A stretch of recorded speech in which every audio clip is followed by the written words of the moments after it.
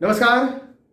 ज्योतिषी दृष्टिकोण से अलग अलग बीमारियों को कौन से ग्रह रिप्रेजेंट करते हैं, कौन से ग्रह का क्या उपाय किया जाए जिससे अलग अलग बीमारियां ट्रीट की जा सके, ठीक की जा सके, कम की जा सके, खत्म की जा सके, इस बारे में इन दिनों हम बात कर रहे हैं। और अलग अलग बीमारियों के बारे में हमने बात की है। आज का वीडियो मानसिक समस्याओं के बारे में या फिर कहें साइकोलॉजिकल डिसऑर्डर्स और न्यूरोलॉजिकल डिसऑर्डर्स के बारे में है। देखिए, न्यूरोलॉजिकल डिसऑर्डर्स, साइकोलॉजिकल डिसऑर्डर्स दोनों अलग अलग हैं, लेकिन ज्योतिषी दृष्टिकोण से इन्हें एक ही तरह से लिया जाता है। न्यूरोलॉजिकल डिसऑर्डर्स बहुत सारे हो सकते हैं, जैसे हम कहते हैं मिर्गी किसी को आती है, किसी को पैरालिसिस हो गया, या सामान्य सरदर्द जो होता है जिसे माइग्रेन हम कह देते हैं, वो भी एक प्रकार का न्यूरोलॉजिकल डिसऑर्डर है। हाथ और पैरों में चींटियां चलना, ऐसा महसूस होना, ये एक प्रकार का न्यूरोलॉजिकल डिसऑर्डर है। कई तो ऐसे डिसऑर्डर्स होते हैं न्यूरोलॉजिकली जो हमें लगता ही नहीं कि ये न्यूरोलॉजिकल होंगे, जैसे हाथ और पैरों में छाले आ जाना या फोड़े फुंसियां हो जाना। हमें लगता है नहीं यार, न्यूरोलॉजिकल कैसे हो सकता है, लेकिन एक्चुअल में इसका इलाज केवल न्यूरोलॉजिस्ट ही कर सकते हैं। कई सारी मानसिक या साइकोलॉजिकल डिसऑर्डर्स होते हैं, मानसिक समस्याएं होती है, जैसे चिंता, तनाव, एंजाइटी, डिप्रेशन इतना बढ़ जाना कि सुसाइडल टेंडेंसी आ जाए, कोई सुसाइड करने का सोचे या अनफॉर्चुनेटली कोई कर डाले, या इतना हद तक साइकोलॉजिकल डिसऑर्डर हो जाना कि हम जैसे कहते हैं ना, कोई पागल हो गया, कोई मेंटल हो गया, कोई एबनॉर्मल है, तो एबनॉर्मल जो है वो पर्सन बन जाए, सामान्य अपना जीवन ही ना जी पाए। तो ज्योतिषी दृष्टिकोण से कौन से ग्रह इन्हें रिप्रेजेंट करते हैं, ये और उनका उपाय क्या किया जाए, क्या कैसे किया जाए, क्या ठीक किया जाए, क्या ट्रीट किया जाए, ये हम आज के इस वीडियो में बात करेंगे। तो सबसे पहले तो आपको एक बात यहां पर मैं ये बता दूं कि चंद्र जो है, चंद्र सबसे बड़े कारण है साइकोलॉजिकल डिसऑर्डर्स को बनाने वाले।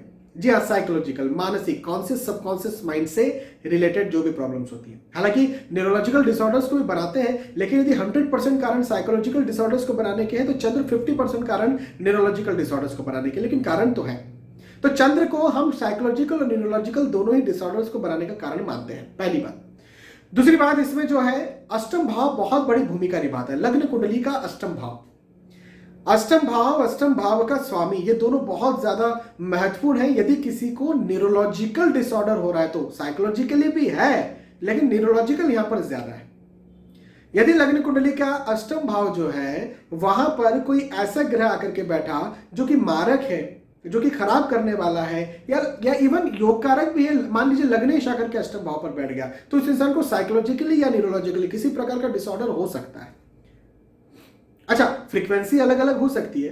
हाँ, जैसे मैंने बताया ना कि भाई मामूली सा सरदर्द हो, वो भी एक प्रकार का न्यूरोलॉजिकल प्रॉब्लम है, जैसे माइग्रेन की हमने बात की, या फिर पैरालिसिस भी एक प्रकार का, मिर्गी भी एक प्रकार का न्यूरोलॉजिकल डिसऑर्डर है। तो अब फ्रीक्वेंसी अलग अलग हो सकती है, छोटा या बड़ा, अब वो अलग अलग कुंडलियां देखना पड़ेगा। किसी को सामान्य चिंता, तनाव, एंजाइटी होता है, फिर भी वो अपना जीवन जी लेता है। किसी को जो है इतना ज्यादा हो जाता है कि सुसाइडल टेंडेंसी आ जाती है। तो फ्रीक्वेंसी छोटी बड़ी हो सकती है, लेकिन ये न्यूरोलॉजिकल और साइकोलॉजिकल डिसऑर्डर्स को बनाते जरूर है, ये बात तो पक्की है। तो लग्नेश और लग्न भाव ये भी बहुत महत्वपूर्ण है। अष्टमेश, अष्टम भाव, ये भी बहुत महत्वपूर्ण है।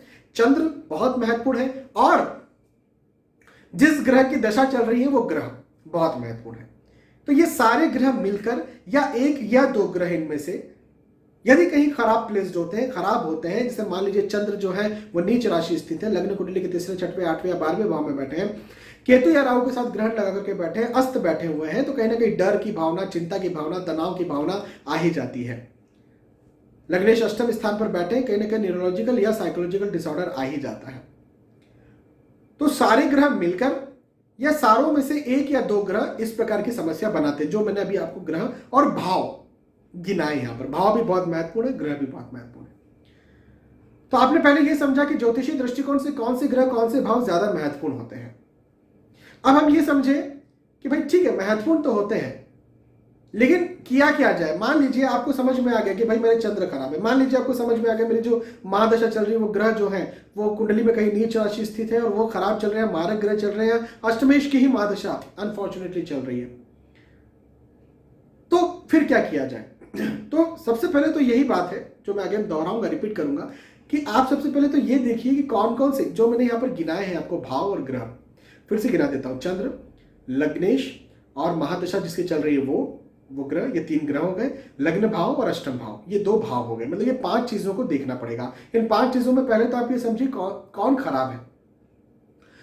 यदि कहीं जो भी आपको खराब मिलते हैं, मान लीजिए 3 ग्रहों में से तीनों ग्रह खराब मिलते हैं, 2 ग्रह 1 ग्रह खराब मिलते हैं, तो आप एक काम ये करिए कि आप जाइए यूट्यूब चैनल VS एस्ट्रोलॉजी की प्लेलिस्ट में। यदि आप इस वीडियो को यूट्यूब पर देख रहे हैं तो ऑब्वियसली इसी चैनल की प्लेलिस्ट पर जाना है, लेकिन यदि आप इस वीडियो को फेसबुक पर, इंस्टाग्राम पर देख रहे हैं तो यूट्यूब चैनल VS एस्ट्रोलॉजी की प्लेलिस्ट पर जाना है। प्लेलिस्ट का नाम है सभी ग्रहों के सटीक उपाय। वहां पर जाकर के जो ग्रह लग्नेश, महादशा का स्वामी और चंद्र, इनमें से जो ग्रह खराब है उस ग्रह का वहां पर उपाय कर लीजिए। वहां पर उपाय आपको पता है, 9 के 9 वीडियोस आपको मिलेंगे, और 9 वीडियोस में से जो ग्रह आपको खराब लगते हैं उन ग्रह का वीडियो देख करके उपाय कर लीजिए। केवल एक बात का ध्यान रखिएगा, लग्नेश का दान नहीं किया जाता, केवल इतनी सी बात, अदरवाइज आप सारे उपाय कर सकते हैं। अब रही बात भाव खराब है तो क्या करें। मान लीजिए अष्टम भाव खराब है, लग्न पर कोई मारक ग्रह, अष्टमेश ही लग्न पर आकर के बैठ गए, या लग्नेश और अष्टमेश का राशि परिवर्तन हो गया, या अष्टम भाव पर कोई खराब ग्रह आकर के बैठ गए, या लग्नेश ही अष्टम भाव पर जाकर के बैठ गए, या लग्न भाव पर कोई नीच राशि स्थित ग्रह, बहुत सारी स्थितियां बन सकती है। यानी यदि भाव खराब है तो क्या करें। तो भाव खराब है तो ऑब्वियसली आप ये देखिए कि कौन से ग्रह उस भाव को खराब कर रहे हैं। भाई कोई ग्रह ही खराब करेंगे, भाव खुद से तो खराब नहीं होता, कोई ग्रह खराब बैठा होगा तो ही भाव खराब होगा। तो आप एक काम ये करिए कि जो भी ग्रह उन भावों को खराब कर रहा है, उन ग्रह का वो वहां पर जाकर के उपाय कर लीजिए, सटीक उपाय। ठीक है, तो आप ये समझ गए कैसे उपाय करना है। और भी एक बात हो सकती है कि हो सकता है कि आपके ग्रह खराब ना हो, जैसे लग्नेश, अभी लग्नेश जो है बहुत अच्छी जगह पर बैठे लेकिन 0 डिग्री में, चंद्र बहुत अच्छी जगह पे बैठे लेकिन अस्त बैठे, 0 डिग्री में बैठे। खराब नहीं बोलेंगे लेकिन कमजोर जरूर बोलेंगे। तो अभी क्या करें। तो यदि अच्छे कोई ग्रह है लेकिन कमजोर है तो उनका रतन पहने, रतन पहन करके उनको मजबूत करें, बल दें, ये करना पड़ेगा। और भी बहुत सारी चीजों को देखा जाता है, बहुत सारी चीजों को समझा जाता है, बहुत सारी सूक्ष्म कुंडलियां होती हैं, गोचरों के अध्ययन होते हैं, बहुत सारी बातें होती हैं। लेकिन आप अपने लेवल पर कैसे समझ सकते हैं, एक 10 मिनट 15 मिनट के वीडियो में मैं ये बताने का प्रयास करता हूं। तो एक सार्वजनिक तौर पर आपके लेवल पर, एक इनिशियल लेवल पर आपको चीज समझ में आए, बेसिक चीजें समझ में आए, वो मेरा यहाँ पर एक अपना मोटो होता है, एम होता है। और यदि आपको लगता है कि इस एम में, इन बातों को बताने में मैं कामयाब हूं तो कमेंट करके बताइए कि हाँ आप कामयाब हुए। यदि आपको लगता है कि नहीं ये चीज छूट गई, कुछ चीज आप छोड़ रहे हैं या नहीं बता पा रहे हैं, हो सकता है मैं नहीं बता पा रहा हूं। देखिए मेरी बात सुनिए, ज्योतिष का इतना आसान सा विषय है कि 10 मिनट 15 मिनट के वीडियो में बता दिया जाए, पूरी तरह से समझा दिया जाए, बिल्कुल भी नहीं है। बहुत सारी चीजों को समझना पड़ेगा। कई बार मैं वीडियोस बनाता हूं और वीडियोस में कुछ चीजें छूट जाती हैं, तो मुझे कमेंट आता है, सर ये तो छोड़ ही दिया आपने। तो मैं कहता हूं हो सकता है वो मुझसे छूट गया हो, लेकिन यदि आप मेरे रेगुलर व्यूवर्स या रेगुलर मेरे वीडियोस देखते हैं तो आप ये नहीं कहेंगे कि छूट गया। क्यों? क्योंकि कहीं ना कहीं उस बात का जिक्र मैंने कहीं और दूसरे वीडियोस में किया है, इसीलिए हो सकता है वो बात मेरी छूट गई हो, क्योंकि मुझे लगता है कि आप लोगों ने वो वीडियोस देखे होंगे।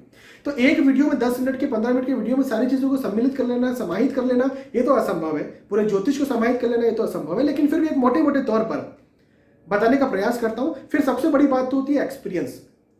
आप प्रैक्टिस करें, आप एक्सपीरियंस लें, आप अलग अलग कुंडलियां देखें, अलग अलग लोगों की शिकायतें सुने। शिकायतों का मतलब उनके अपनी पर्सनल जीवन को लेकर के, भाई मुझे ऐसी प्रॉब्लम होती है, मुझे वैसी प्रॉब्लम होती है, उनको सुने, समझे। आप अपने खुद के कुंडली को देखिए, आपकी खुद की कुंडली में आप समझिए कि आपको कहाँ कैसी किस प्रकार की समस्या हुई थी, किस दिन हुई थी, क्या गोचर था, क्या दशा थी, कौन से ग्रह वहां पर आए थे, कौन से ग्रह नहीं आते, ये सब समझिए, तब आप जाकर के आपको समझ में आएगी बातें। लेकिन फिर भी मोटे मोटे तौर पर ये वीडियोस के माध्यम से आपको समझाने का प्रयास कर रहा हूं। बहुत बहुत धन्यवाद आपका, आपने आज का वीडियो देखा। आने वाले वीडियोस में, आने वाले एपिसोड्स में फिर मिलेंगे, तब तक के लिए आज के इस वीडियो में आपसे विदा चाहता हूं। नमस्कार।